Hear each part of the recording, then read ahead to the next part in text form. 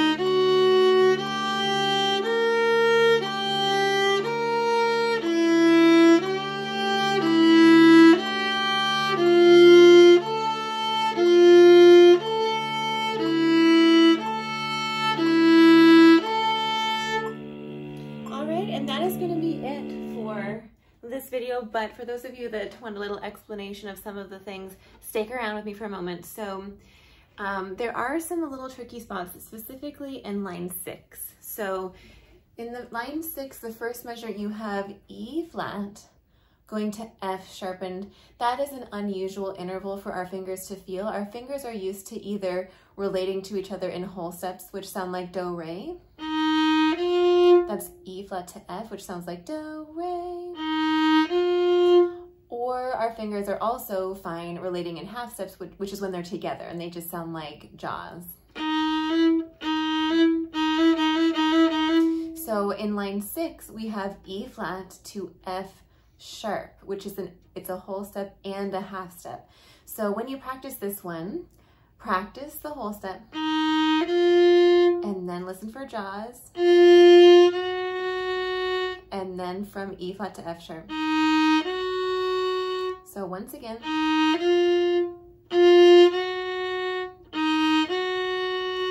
And a whole step and a half step, 1.5 steps, is actually a minor third. But the way that it's written, because it's going from since it's going from E to F, like E flat to F sharp, it's actually called an augmented second, because you're going from E to F rather than going from E to G flat, right? You're going from an E flat to an F sharp. So because, I mean, E goes right after, and then F comes right after it. So I think, sorry. So anyway, it's actually an augmented second, which I said is an unusual interval for our fingers to feel, but it sounds like the song Green Sleeves.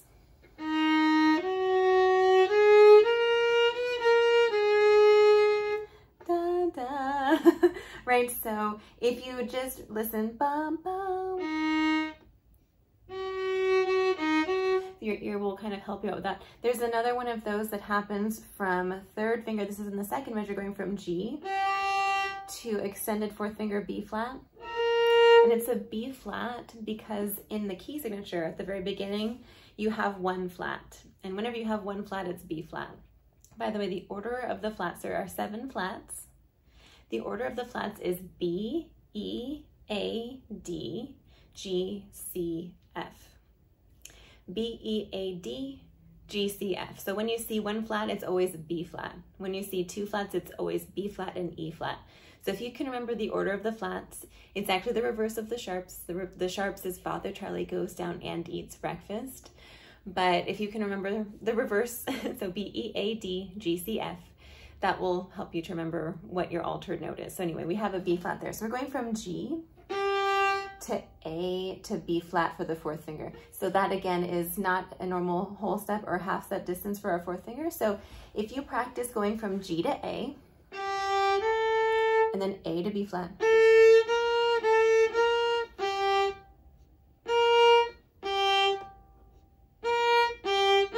it helps you to hear that. Now in this case, this is actually a minor third rather than an augmented second, even though they sound exactly the same. And that's because it's going from G, we're missing A, and we go to B flat, G, skip A to B. So there's 3 notes involved there, the way that it's written. Whereas in the other case, we had E flat to F sharp, but F sharp's other name is G flat. So if it was written E flat to G flat, we would think of it as a minor third. But in that case, it's written E flat to F sharp. So that's a second, but it's an augmented second. It's a little bit bigger.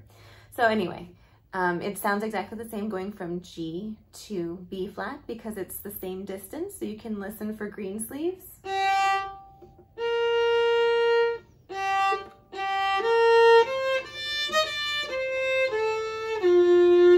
Right.